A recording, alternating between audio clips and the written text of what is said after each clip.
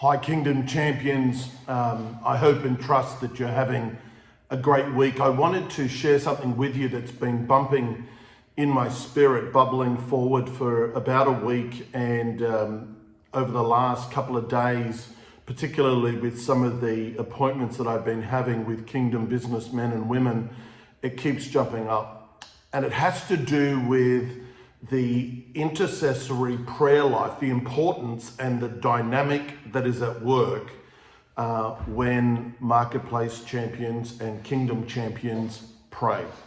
And the thing that's been sort of jumping up comes out of Exodus 17, and it's the account when Israel is on its way to the promised land. And it says in Exodus 17 that some Amalekite warriors attack Israel. There's a battle that breaks out, and a strategy happens, which is Joshua takes the army. They go to war against these Amalekite warriors, and Moses, Aaron, and Hur climb up a mountain, and Moses takes the rod and he lifts it up, and as he does that, as a prophetic sign, a symbol of the mandate of God, the authority of God.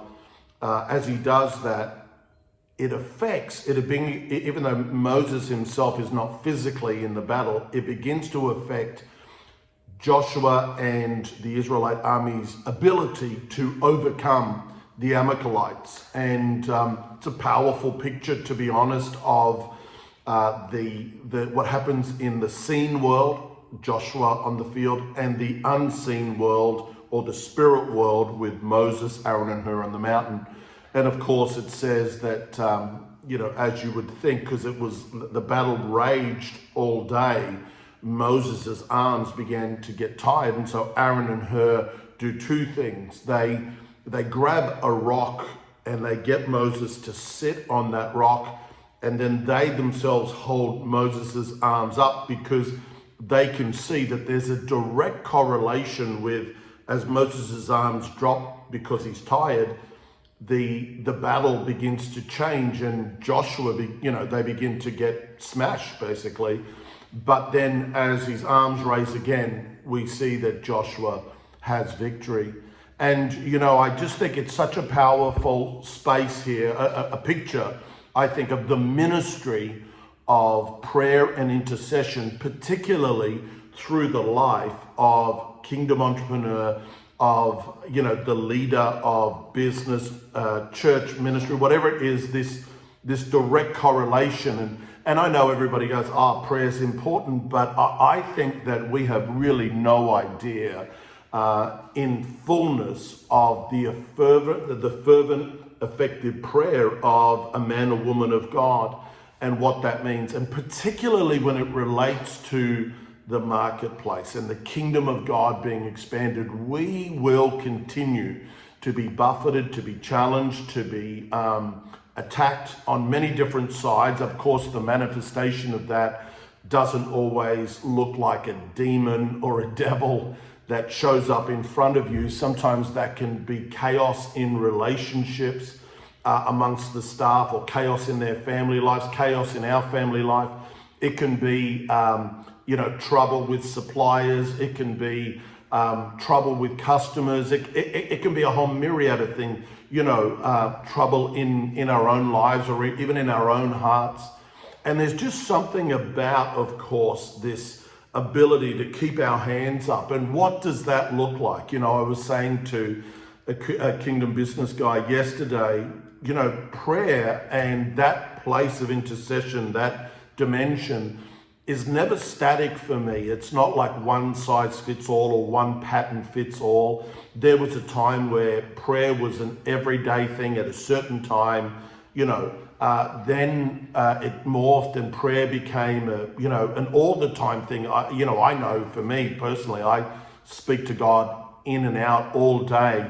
But then there's this important space that I find that I need to actually cut. For me, it could be a morning or an afternoon, a couple of those a week, where I can do a deep dive into this space, really getting my hands up in the spirit, And I mean, my practice is I pray for you every day. I pray for all of those. One of the things I say is, Lord, I thank you for those that are in relationship through me, through covenant, connection, and contract.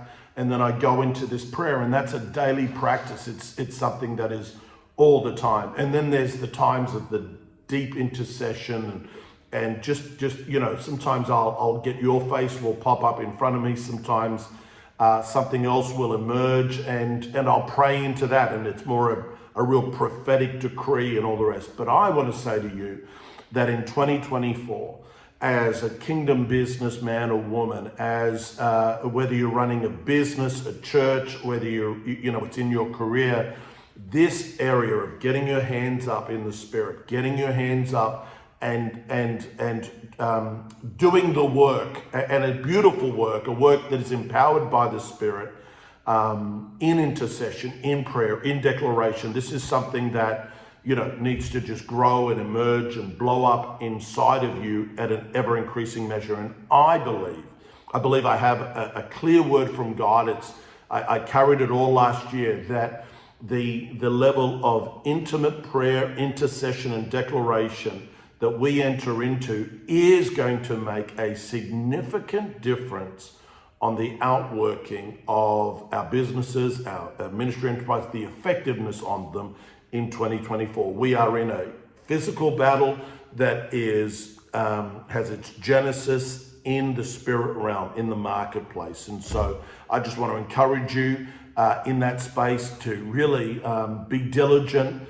Of course, we bring support to you there. I am committed as an intercessor before your life. This year I've contracted marketplace intercessors that I trained through the spiritual intelligence division, which many of you have received notifications of about how to engage with that. We have a number of people that have done that. But whatever it is, get your hands up.